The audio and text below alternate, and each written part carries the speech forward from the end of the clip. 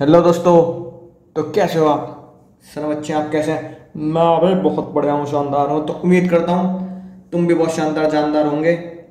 और पिछले लेक्चर में हमने क्या पढ़ लिया था, बिना समय गवाए एकदम से देख लेते हैं। सर पिछले लेक्चर में हमने 3 एनवायरमेंट पढ़ लिए थे। Social, right, political and economical environment.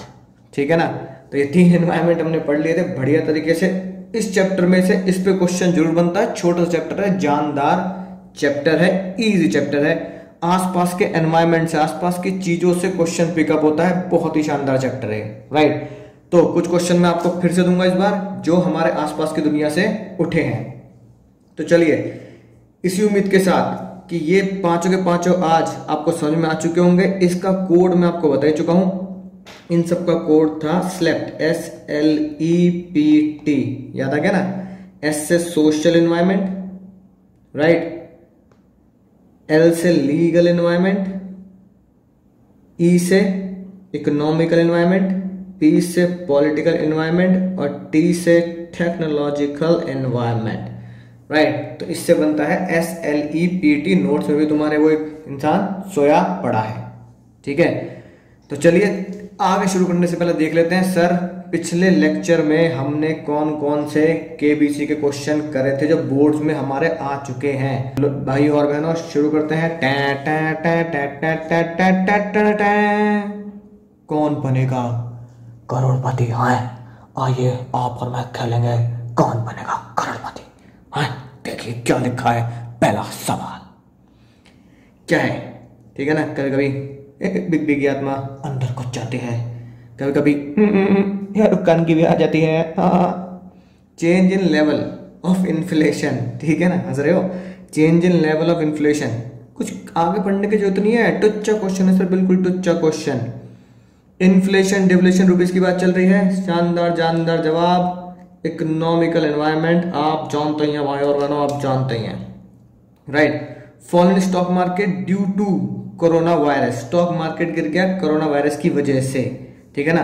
तो स्टॉक मार्केट में हलचल हुई है, राइट, कोरोना वायरस की वजह से हुई है। तो ये हमारे कौन से हैं? इकोनॉमिकल एनवायरनमेंट, क्योंकि कोरोना वायरस ने ही हमारा इकोनॉमी को धराशायी कर रखा है। इकोनॉमी है ना, बार बार न्यूज पे ये सब दिखाते हैं कि भैया वायरस आ रहा है, ये हो जाए, वो हो रहा है, इतने लोग बीमार हो रहे हैं, इकोनॉमी बिल्कुल है ना धराशायी हुई पड़ी है, ठीक है ना, बेरोजगारी आ रही है। तो ये सब क्या है?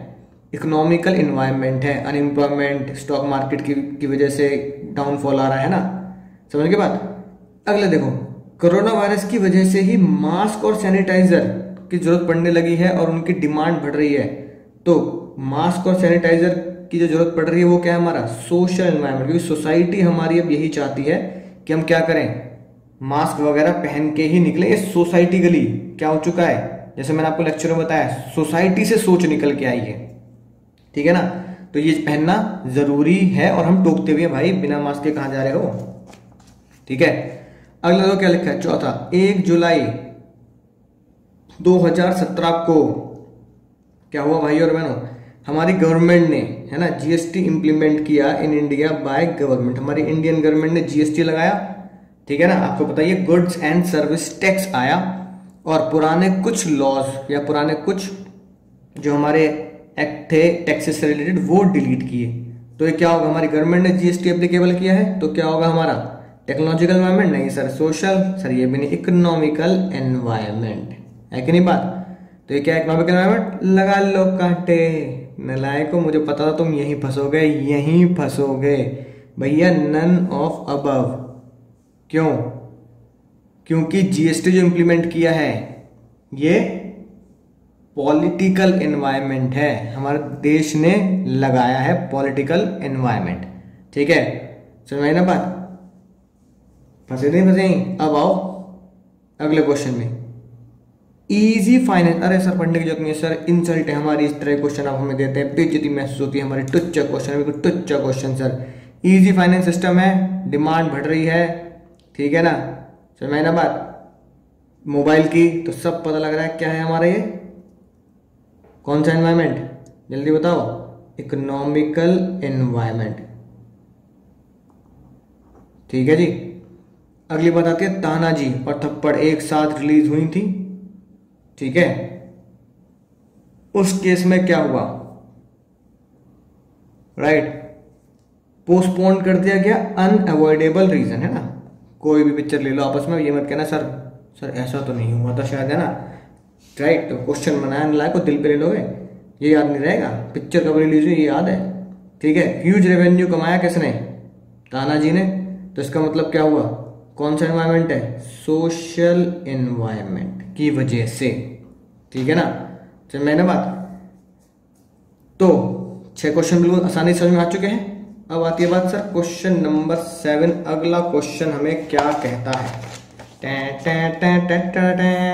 तो क्या लिखा है, with the increase in birth rate, ठीक है। इसका भी मैंने तुम्हें इलाज बताया था, शॉर्ट कीज में मैंने तुम्हें बताया था कैसे पहचानना है। तो बर्थ रेट की वजह से क्या हो रहा है, बच्चों के कपड़े ज्यादा बिक रहे हैं, क्या सोशल एनवायरमेंट है, ट्रू और फॉल्स, फॉल्स है सर, नलायको ट्रू है, ठीक है ना। ज्यादा बच्चे हमारे देश में जन्म ले रहे हैं, ठीक है ना, तो बच्चे बेबी प्रोडक्ट की डिमांड बढ़ रही है, तो सोसाइटी की वजह से तो बढ़ रही है कि भैया ये भी खिला दो, वो भी खिला दो, सेरेलैक खिलाओ, है ना, बच्चों का बूस्ट पिलाओ, ठीक है। लटकने से लंबे नहीं हो गए, मम्मी से बोलो कॉम्प्लेन पिलाए, ठीक है। चल मैंने बात, तो सोसाइटी हमें ये सोच रही, मजबूर कर रही है, पुश कर रही है इस तरफ।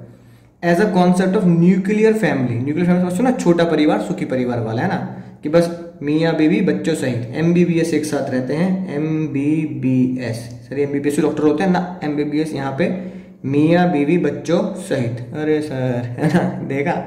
तो मियाँ बीवी बच्चों सहित वाला कॉन्सेप्ट है, छोटा परिवार है, तो इसकी वजह से हाउस होल्ड गुड्स की डिमांड बढ़ रही है, क्योंकि अब क्या लोग क्या रह रहे हैं, लोग ज्वाइंट फैमिली में नहीं रह रहे कि चाचा ताऊ जी पापा, है ना, सब एक साथ रह रहे हैं, अम्मा दादा सब, है ना। अब क्या कर रहे हैं, अब चाचा ताऊ जी पापा सब अलग अलग रह रहे हैं, 3 घर चाहिए, 3 घर के बर्तन भी अलग अलग होने चाहिए, हाउस होल्ड गुड्स भी अलग होने चाहिए। तो क्या दिखाता है कि भैया सोशल एनवायरनमेंट ही ऐसा हमारा डेवलप हो रहा है, सोसाइटी इस तरीके से इस सोच पे बदल रही है कि अलग अलग रहना शुरू कर दो, बहुत ही गलत बात है। लो इंटरेस्ट रेट हैव इंक्रीज, आगे पढ़ने की जरूरत ही नहीं है, इंटरेस्ट रेट कम है तो लोन की डिमांड बढ़ रही है। भाई और बहनों, बैंक की बातें आ जाएं, ठीक है ना, इंटरेस्ट रेट की बातें आ जाएं, inflation, GDP, rupee, import export, सब क्या कहला जाता है, economic environment. Due to worldwide recession in 2020, है कि नहीं बात। तो भैया पूरी दुनिया में रिसेशन चल रहा है 2020 में, तो उसकी वजह से क्या हुआ, फॉरेन बैंक हमारे क्या हो गए, क्लोज हो गए। तो बताओ भैया, फॉरेन बैंक क्लोज हो गए तो क्या होगा, ठीक है, पॉलिटिकल है, लीगल है, नहीं, सोशल है, नहीं, क्या है, सिंपल सी बात, बैंकिंग वगैरह की बात है, तुमने कहाँ पढ़ी है, इकोनॉमिक्स में बातें पढ़ी है ना। तो भैया तुम्हें पहले बताया, जो भी तुम 11th 12th में इकोनॉमिक्स की बातें, इकोनॉमिक्स के कीवर्ड्स यहाँ मिल जाए तो आंख बंद करके, है ना, ऊपर वाले का नाम लेके इकोनॉमिक पे टिक लगा देना, कभी गलत नहीं होगा, ठीक है। 10 क्वेश्चन तुम्हारे आंखों के सामने, बहुत ही शानदार। अगले क्वेश्चन पे आते हैं, क्वेश्चन नंबर 11, देखो क्या लिखा है, हेल्थ बेनिफिट। बस आगे पढ़ने की जरूरत नहीं भैया, हेल्थ बेनिफिट की वजह से क्या हो रहा है, जिम जा रहे हैं। और पहले वाले लेक्चर में मैंने तुम्हें चैलेंज भी दिया था, ठीक है, चैलेंज एक्सेप्ट करके वीडियो दे देना मुझे व्हाट्सएप पे, ठीक है ना, कि तुमने चैलेंज पूरा किया नहीं किया। तो जिम की इक्विपमेंट की डिमांड बढ़ गई, शूज में नए ले आया, ठीक है ना, लोअर टी-शर्ट जिम वाली सब, ठीक है, प्रोटीन शेक, दुनिया भर की चीजें आने लगी। तो ये क्यों हो रहा है हमारे साथ, क्योंकि भैया हम आजकल फिल्मों में देख रहे हैं, सोसाइटी में देख रहे हैं, बॉडी बना रहे हैं लोग बाग, तो सोशल एनवायरनमेंट की वजह से ऐसा हो रहा है, सिंपल सी बात। चिंगारी आगे चिंगारी जला के राख कर दूंगा, ठीक है।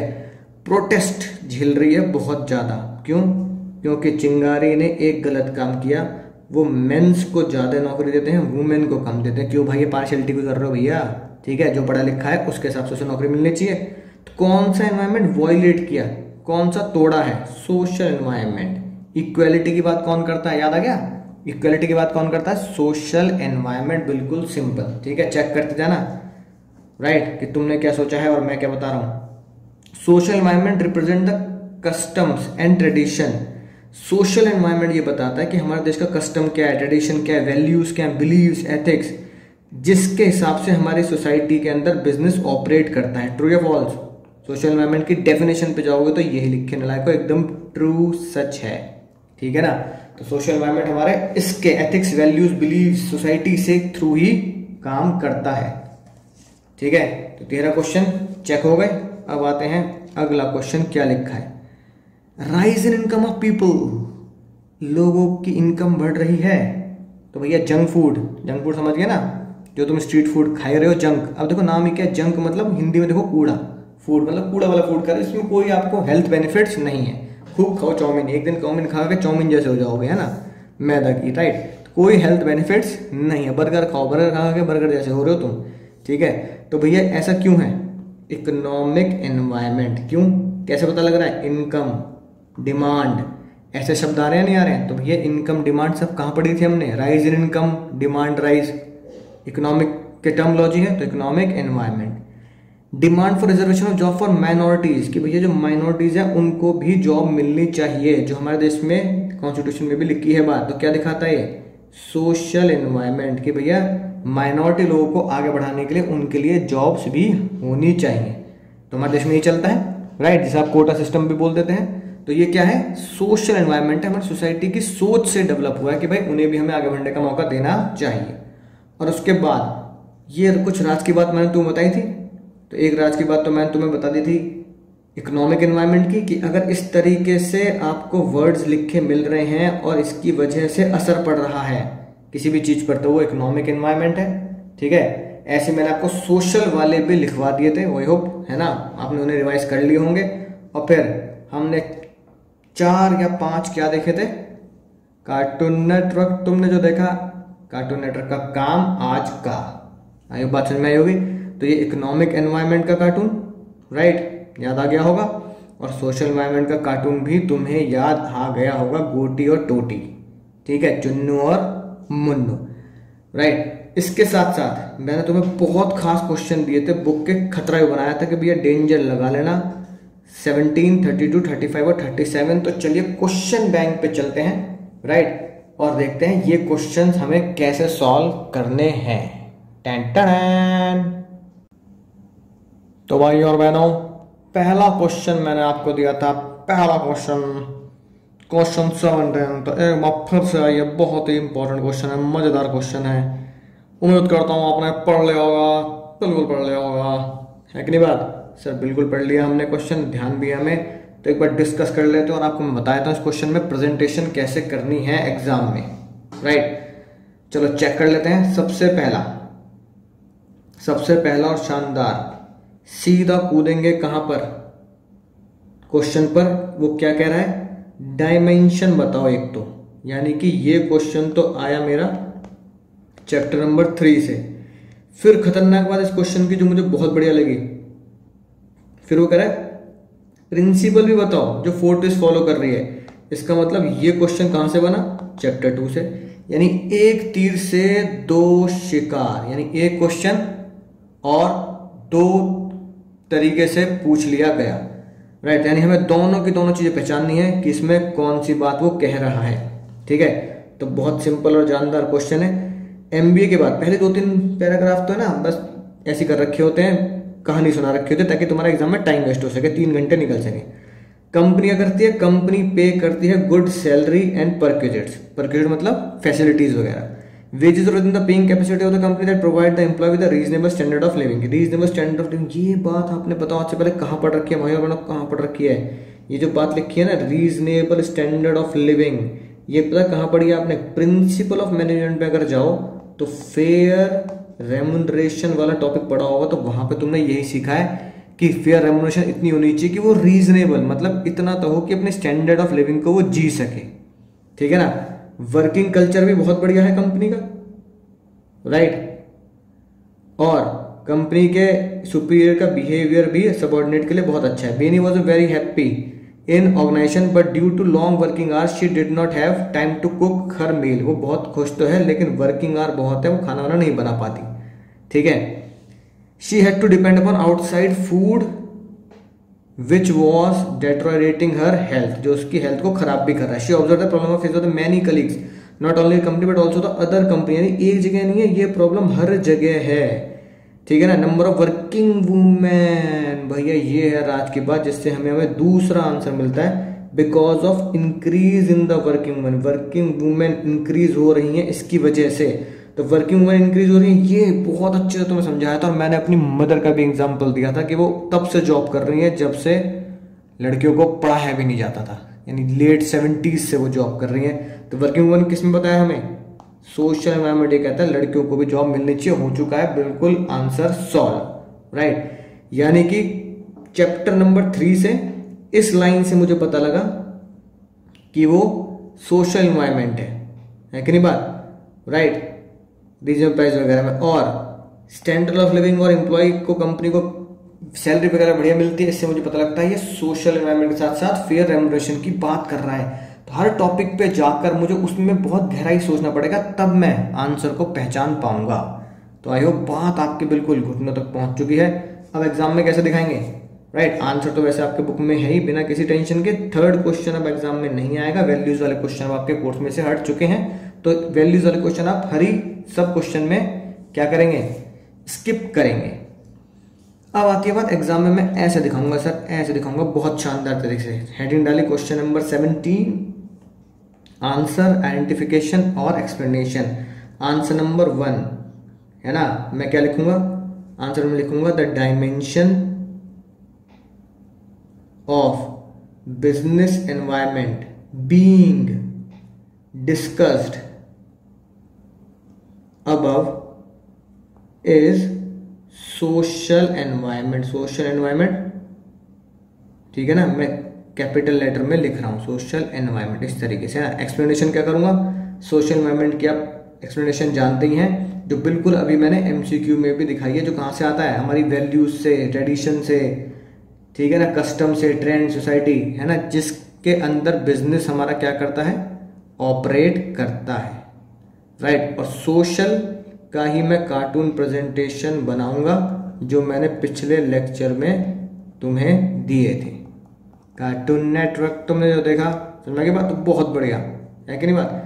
सेकंड क्वेश्चन पे आऊंगा। सेकंड क्वेश्चन पे हर चीज की प्रेजेंटेशन ऐसी करनी है, मैं लगभग हर टॉपिक से आपको कुछ ना कुछ प्रेजेंटेशन देता ही हूं कि जिस तरीके से आप बोर्ड में सॉल्व करेंगे, ठीक है ना। बादल बादल वाली प्रेजेंटेशन भी तुम्हें याद होगी। दूसरा, प्रिंसिपल मैनेजमेंट कौन सा, तो लिखूंगा principle of management is followed by company is remuneration of employ, ठीक है ना। ये मैंने आइडेंटिफाई कर लिया कि मैंने ये चीज आइडेंटिफाई कर ली है, ठीक है, राइट। फिर उसको एक्सप्लेन कर दूंगा, ठीक है ना, क्योंकि क्वेश्चन में लाइन कोट करने के लिए नहीं बोल रखा, तो फिर उसको एक्सप्लेन कर दूंगा। अगर लाइन कोट करने के लिए बोलेगा और अगर नहीं भी बोल रखा तो तुम खुद भी लाइन कोट कर सकते हो। कंपनी हैज गिवन, क्या लाइन कोट करोगे, कंपनी हैज गिवन गुड, ये वाली लाइन लिखी थी ना, good salary and perquisites to its employ, वाली लाइन कोट करो। इससे क्या पता लगता है, फेयर रेम्युनरेशन, ताकि वो स्टैंडर्ड ऑफ लिविंग को पूरा कर पाए, ठीक है। फिर फेयर रेम्युनरेशन का ही क्या बना दो आप यहाँ पे, कार्टून प्रेजेंटेशन इसके नीचे बना देंगे बहुत साफ साफ। तो बताओ, जब इस तरीके से लिख के आओगे यार, बिल्कुल अच्छी राइटिंग है, मैं तो जल्दी जल्दी लिख रहा हूँ लेकिन फिर भी देखने में अच्छा लग रहा है, ठीक लग रहा है। इस तरीके से जब आप स्केल से बिल्कुल प्रॉपर लाइन खींचेंगे, सही राइटिंग में लिखेंगे, प्रॉपर दोनों के बीच में गैप देंगे, कार्टून प्रेजेंटेशन में थोड़ा गैप देंगे, और इतना बढ़िया लगेगा देखने में। एग्जामिनर कहेगा भाई मैं 6 नंबर का क्वेश्चन आ रहा, मेरा बस चले तो 6 में से 10 नंबर दे दूँ उसे, है ना। प्रेजेंटेशन ऐसी होनी चाहिए कि एग्जामिनर को चेक करते हुए लगे कि मैं किसी बच्चे की कॉपी चेक नहीं कर रहा, मैं बच्चे की कॉपी की बजाय किसी ऑथर की बुक चेक कर रहा हूं, राइट। तो इसी उम्मीद के साथ अगले क्वेश्चन पर चलते हैं। तो अगला क्वेश्चन था भाई मैंने 32, और ये बात मैं मम्मी कसम तुम्हें पहले दे चुका हूँ, मम्मी कसम है, तुम सबको आंसर नहीं देखना कभी भी पहले, वरना एग्जाम में समझ नहीं पाओगे सॉल्व कैसे करना है, ठीक है। और उम्मीद करता हूं अगर मैं आपको 5 क्वेश्चन दे रहा हूं डेली, 6 क्वेश्चन दे रहा हूं, तो उसमें 50% तुम लिख लिख कर देख रहे हो। लिखे बिना नंबर नहीं मिलेंगे दोस्तों, क्योंकि एग्जाम हमारा ओरल नहीं है, रिटेन है, राइट। देखो क्या लिखा है, डायमेंशन पहचाननी है, और ये उन क्वेश्चंस में से है जो बच्चे कहते हैं आउट ऑफ कोर्स आ गया, तो उसको ध्यान समझेंगे। अगर मेरे एग्जाम में क्वेश्चन आएगा तो मैं अपने दिमाग से क्या लिखूंगा, 3 फैक्टर बताओ जो इफेक्ट करता है इस वाले डायमेंशन पे, राइट। तो सबसे पहले देखते हैं वो डायमेंशन है कौन सा, ठीक है। 140 साल से स्टॉक एक्सचेंज हमारा जिंदा है।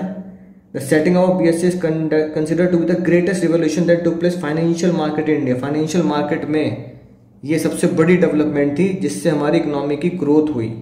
This is due to existence of strong correlation between the economic growth and capital accumulation. तो कैपिटल एक्यूमुलेशन, इकोनॉमिक ग्रोथ, ठीक है ना, फाइनेंशियल मार्केट, स्टॉक एक्सचेंज, ये सब बॉम्बे स्टॉक एक्सचेंज, ये सब इकोनॉमिक्स में पढ़ते नहीं पढ़ते, तो इसमें तो कहीं टेंशन वाली बात ही नहीं। एक एक लाइन किस बात को बताती है कि आंसर क्या है हमारा, इकोनॉमिक एनवायरमेंट।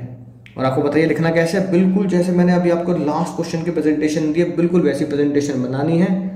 ठीक है, हेडिंग डालनी है, फिर लाइन खींचनी है और आइडेंटिफाई कर देना है ये, और फिर उसे एक्सप्लेन कर देना है अगर वो एक्सप्लेन करने के लिए कह रहा है। राइट, नहीं कह रहा तो एक दो लाइन में उसके इकोनॉमिक एनवायरनमेंट की आप लिख सकते हैं, जो इकोनॉमिक एनवायरनमेंट का टाइटल है, जो मैंने पिछले लेक्चर में आपको डिटेल में पढ़ा है। 3, अब वो कह रहा है स्टेट 3 फैक्टर विच ब्रॉडली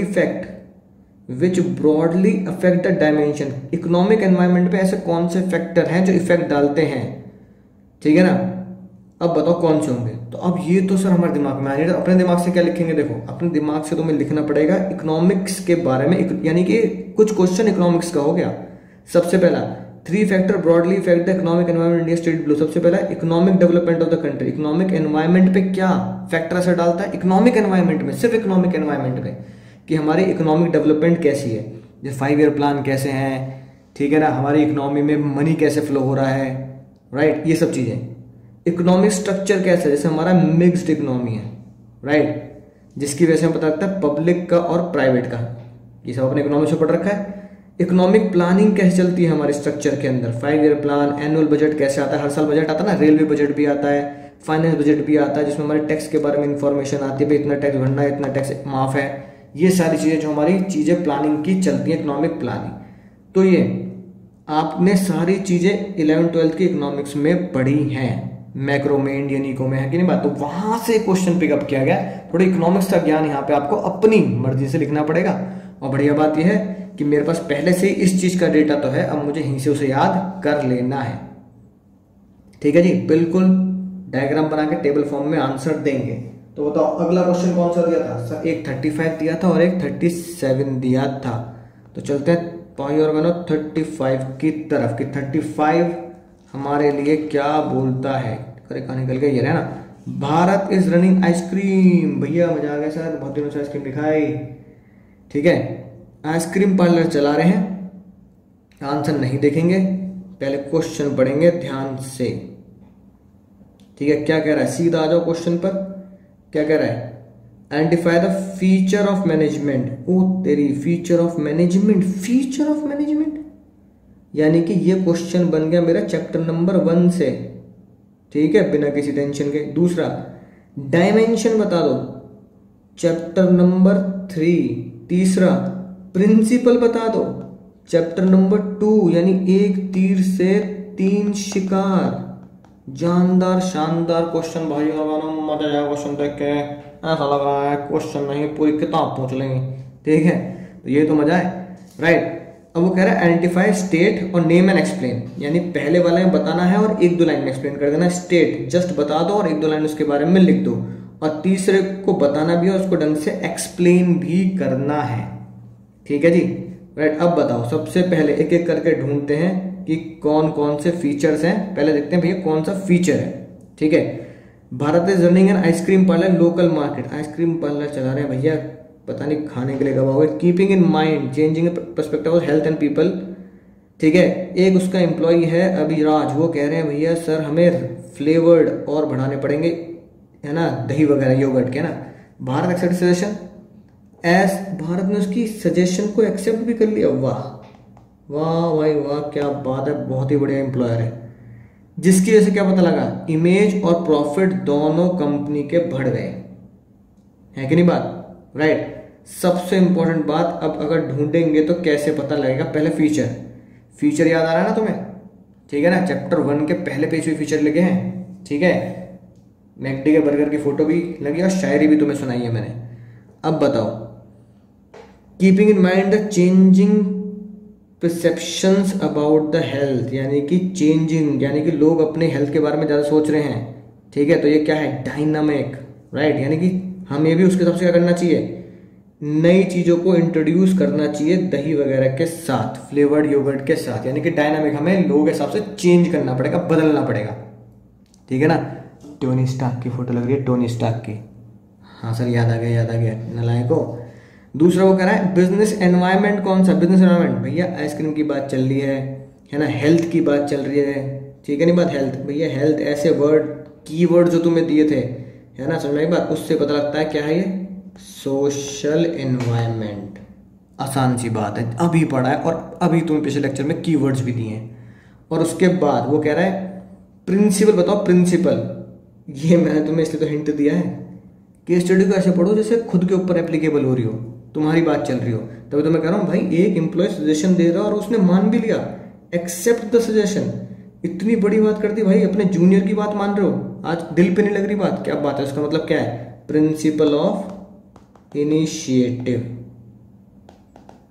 ठीक है जी बात, समझ में आ गई? 3 क्वेश्चन, राइट, अलग अलग टॉपिक से 3 आंसर, फिर से वही टेबल बनाएंगे, आंसर नंबर 1 2 3, फिर आइडेंटिफिकेशन लिखेंगे, तीसरे में एक्सप्लेन करेंगे विद कार्टून प्रेजेंटेशन, जैसे जस्ट मैंने अभी पिछले क्वेश्चन में तुम्हें प्रेजेंटेशन दिखाई है, राइट। मन करे तो बादलों वाली प्रेजेंटेशन भी आप कर सकते हो कि ऐसे करके 1 फिर 2 और फिर 3, एक यहाँ लिख दिया, आंसर 2 यहाँ लिख दिया, आंसर 3 यहाँ लिख दिया, इस तरीके से भी कर सकते हैं, ठीक है। लेकिन एक बात ध्यान रखना, कार्टून प्रेजेंटेशन जरूर जरूर जरूर दिखानी है। और आखिरी क्वेश्चन था 37, राइट, तो 37 की तरफ चलते हैं। वो भी एक तीर से 3 शिकार वाली बात करता है, बहुत ही मजेदार क्वेश्चन है, एग्जाम के लिए बहुत बहुत बहुत जरूरी। आंसर नहीं देखेंगे, सीधा सिर्फ क्वेश्चन पे फोकस करेंगे। देखो सीधा क्या कह रहा है, क्वेश्चन पे कूदते हैं। सबसे पहले कह रहा है नेचर ऑफ मैनेजमेंट बताओ। नेचर ऑफ मैनेजमेंट यानी चैप्टर नंबर 1।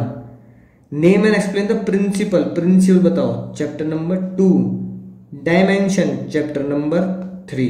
बहुत इंपॉर्टेंट कॉन्सेप्ट है आज के, बहुत इंपॉर्टेंट। एक तीर से 3 शिकार, फिर से चैप्टर नंबर 1 2 3 एक साथ पूछ लिया, तीनों को एक साथ दिमाग में रख के चलना पड़ेगा कि पूछ क्या रहा है। तो जब भी हम पढ़ेंगे, राइट, क्वेश्चन को ध्यान से पढ़ना पड़ेगा। ऐसे क्वेश्चन को ध्यान से पढ़ने पड़ते हैं क्योंकि 3 चीजें पूछ रहा है हमसे, ठीक है ना। तो हमें नेचर भी पहचानना है, नेचर मतलब कैरेक्टरिस्टिक भी पहचानना है, राइट, नेचर भी पहचानना है मैनेजमेंट का, और प्रिंसिपल भी पहचानना है, और डायमेंशन भी पहचानना है।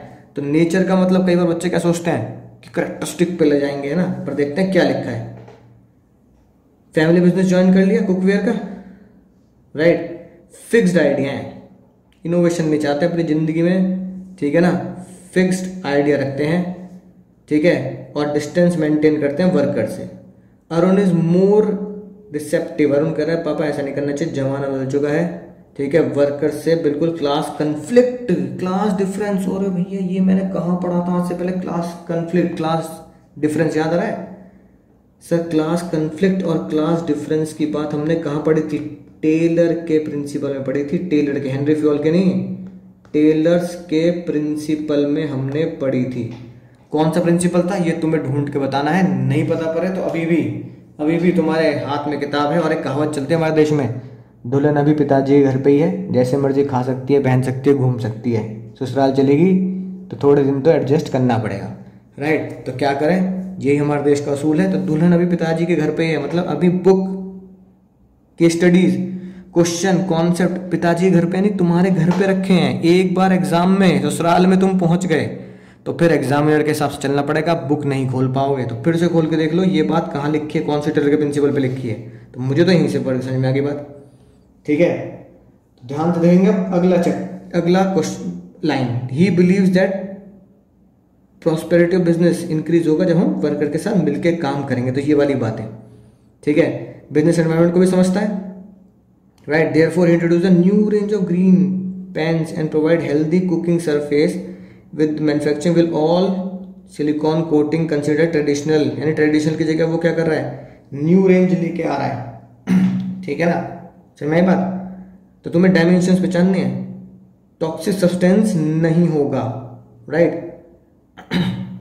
ताकि वो सेफ रहे। यानी तो मुझे पता लग रहा है सेफ रहे, इससे क्या पता लग रहा है, सोशल एनवायरनमेंट के बारे में तो मुझे पता लग रहा है। Although the new cookware range is highly price and expected to market in the both purchasing power वगैरह भी देखनी है, ठीक है ना, राइट। अब ये बताओ ये वर्ड तुमने आज से पहले कहाँ पढ़ा, परचेजिंग पावर? सर ऐसे वर्ड हमने पता कहाँ पढ़े हैं, ऐसे वर्ड हमने पढ़े हैं इकोनॉमिक्स में। तो साफ साफ पता लग रहा है परचेजिंग पावर वर्ड से इकोनॉमिक एनवायरनमेंट भी है, ठीक है। Preference for better quality, economic environment तो आता है, increase over the years, right. और वो क्या कह रहा है साथ साथ, एक लाइन ऊपर तुमने पढ़ी है, न्यू रेंज निकाल रहा है, न्यू कुकवेयर रेंज, जिसमें है ना ज्यादा टॉक्सिक वगैरह नहीं होगा। तो इसका मतलब क्या है, टेक्नोलॉजिकल एनवायरनमेंट। तो मुझे साफ क्वेश्चन में दिख रहे हैं, ठीक है। तो देखो सबसे पहला कि भाई ढूंढना ये है कि नेचर ऑफ मैनेजमेंट में क्या आ रहा है, right. Reflect in the style, ओहो क्वेश्चन में ही आंसर छुपा है भाई और बहनों, क्वेश्चन में ही आंसर छुपा है। क्वेश्चन देखो क्या बोल रहा है वो, डिफरेंट स्टाइल। ये है राज की बात जिससे मुझे आंसर पता लगेगा। स्टाइल की बातें बताओ तुमने कहाँ पढ़ी, चैप्टर 1 को गहराइयों से अपने घुटनों में ओपन करो और बताओ स्टाइल की बातें कहाँ। डिफरेंट स्टाइल ऑफ टीचिंग, याद आया, मैंने एग्जांपल दिया था। Different style of weighing doing work, कि मैं ऐसा करता हूँ दूसरे वाले सर ऐसे कर सकते हैं। तो भैया मैनेजमेंट एज एन आर्ट। कई बच्चे पता क्या सोचते हैं, नेचर का मतलब हो गया करेक्टरिस्टिक से ही क्वेश्चन पूछ रहा है, लेकिन वो सामने क्वेश्चन में ही आंसर छुपा है। स्टाइल ऑफ मैनेजमेंट, प्रैक्टिसिंग, तो प्रैक्टिस कहाँ करी है हमने, आर्ट में तो करी है। जो उसने पापा की बजाय खुद अपनी नई प्रैक्टिस शुरू करी लेबर से बातचीत करने की। तो भैया स्टाइल वाली बात और प्रैक्टिस वाली बात हमने कहाँ पढ़ी थी, आर्ट में पढ़ी थी। कोड था हमारा BSP, याद आ गया, ठीक है ना। तो फिर पहला आंसर समझ में आ गया, बिल्कुल इसको वैसे ही है ना दिखाएंगे एग्जाम में, जैसे मैंने क्वेश्चन नंबर 1 दिखाया तुम्हें, राइट। इसके अलावा आर्ट वाली बात हो गई। दूसरा देखो क्या लिखा है, वो था हमारा हार्मनी नॉट डिस्कॉर्ड, याद आ गया। टेलर का प्रिंसिपल, यानी कि फ्योल का प्रिंसिपल नहीं पूछ रहा, टेलर का। तो हमें एग्जाम में ये तो पहचानना है कि प्रिंसिपल तो पूछ रहा है, ठीक है, प्रिंसिपल तो पूछ रहा है, वो फ्योल का पूछ रहा है, टेलर का पूछ रहा है। टेलर का पूछा सिर्फ एक ही वर्ड से, बहुत ही खतरनाक वर्ड था, क्लास कन्फ्लिक्ट। इसी वर्ड से पता लगा था कि मुझे ये क्वेश्चन टेलर के प्रिंसिपल का है, हार्मनी नॉट डिस्कॉर्ड, ठीक है, समझ में आ गई ना बात। और जब मैं डायमेंशंस लिखूंगा तो तीसरे क्वेश्चन पे कैसे आऊंगा, आंसर नंबर 3, ठीक है ना, 1, 2 और 3 करके आप लिख ही रहे होंगे। तो आंसर नंबर 3 में लिखूंगा डायमेंशन जो मैंने पहचानी है, ठीक है ना। तो पहली डायमेंशन मैंने पहचानी इकोनॉमिक, दूसरी डायमेंशन मैंने पहचानी सोसाइटी के हिसाब से वो बना रहा है, और तीसरा नए पेन वगैरह इंट्रोड्यूस कर रहा है, टॉक्सिक नहीं है उसमें, तो टेक्नोलॉजिकल, ठीक है जी। और उसके बाद फिर मैं अपनी टेबल में ही नीचे क्या लिखूंगा, यहां पे answer number 3, right, identify dimension. पहली डायमेंशन इकोनॉमिक एनवायरनमेंट, तीसरी डायमेंशन सोशल एनवायरनमेंट, और तीसरी डायमेंशन टेक्नोलॉजिकल एनवायरनमेंट। फिर लाइन कोड कर दें, और साथ में वो एक्सप्लेन करने के लिए कह रहा है, तो लाइन कोड करने के बाद उसे एक्सप्लेन भी करेंगे, साथ के साथ कार्टून प्रेजेंटेशन भी बनाएंगे। तो इस तरीके से तुम्हारा क्वेश्चन नंबर 37 का आंसर नंबर 3 प्रेजेंट होगा। बादल बादल खेलेंगे रंग भरे बादल से, ठीक है। इस तरीके से आप दिखाएंगे, जैसा मैं आपको पहले भी दिखाता आ रहा हूं और बताता आ रहा हूं प्रेजेंटेशन के बारे में, ठीक है जी। तो तीनों का जवाब ऐसे देंगे। आई होप बात बहुत अच्छे समझ में आ चुकी होगी, बहुत डिटेल में हमने क्वेश्चन डिस्कस कर लिए, पता भी लगा लिया कि किस तरीके से हमें एक क्वेश्चन को पहचानना है।